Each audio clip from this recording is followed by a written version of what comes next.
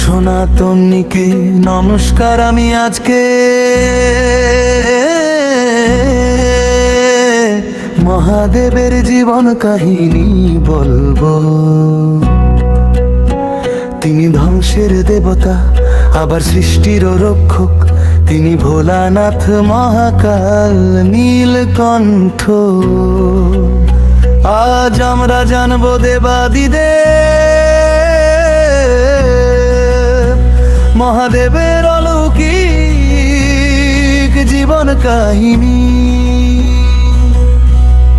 জন্ম পরিচয়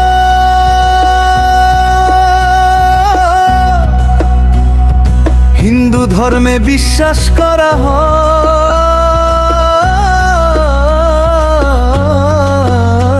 মহাদেবের কোনো জন্ম নেই কোনো শাসনে। তিনি অনাদি এবং অনন্ত।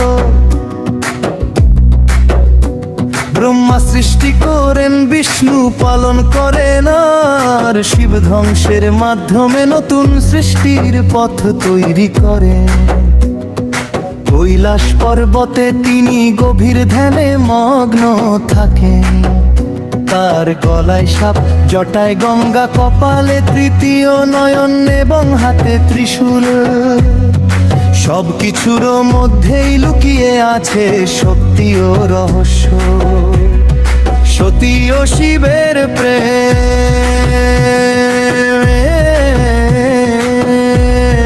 রাজা দক্ষের কন্যা সতী মহাদেবকে ভালোবাসতেন, কিন্তু দক্ষ রাজা শিবকে অপছন্দ করতেন।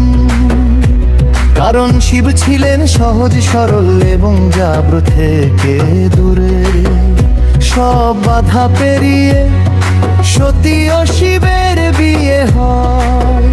কিন্তু একদিন দক্ষ রাজা এক মহাযজ্ঞের আয়োজন করেন এবং সেখানে শিবকে অপমান করা হয়।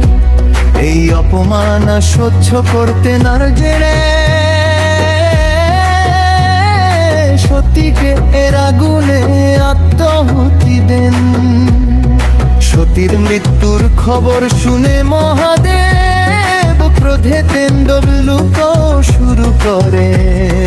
পুরো বিশ্ব ধ্বংসের মুখে পড়ে যায়। পরবর্তীতে সতী পুনর্জন্ম নেন পার্বতী রূপে। তিনি কঠোর তপস্যা করে আবার শিবকার স্বামী হিসেবে লাভ করেন। শিব ও পার্বতীর সংসারে জন্ম নেন গণেশ এবং কার্তিকেয়। তাদের পরিবারকে হিন্দু ধর্মে আদর্শ পরিবারের প্রতীক হিসেবে দেখা হয়।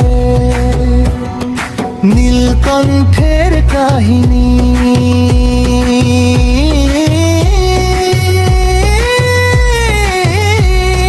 সমুদ্র মন্থনের সমভয়ঙ্কর বিষ খালাপন বের হয়।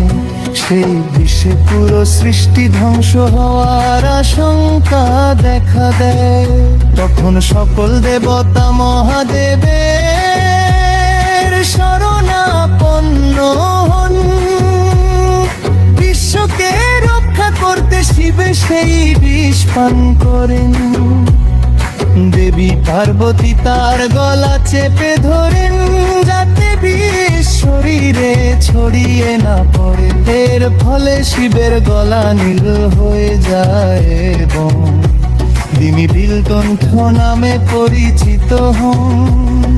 মহাদেব শুধু বংশের দেবতা নন, তিনি ভালোবাসা তার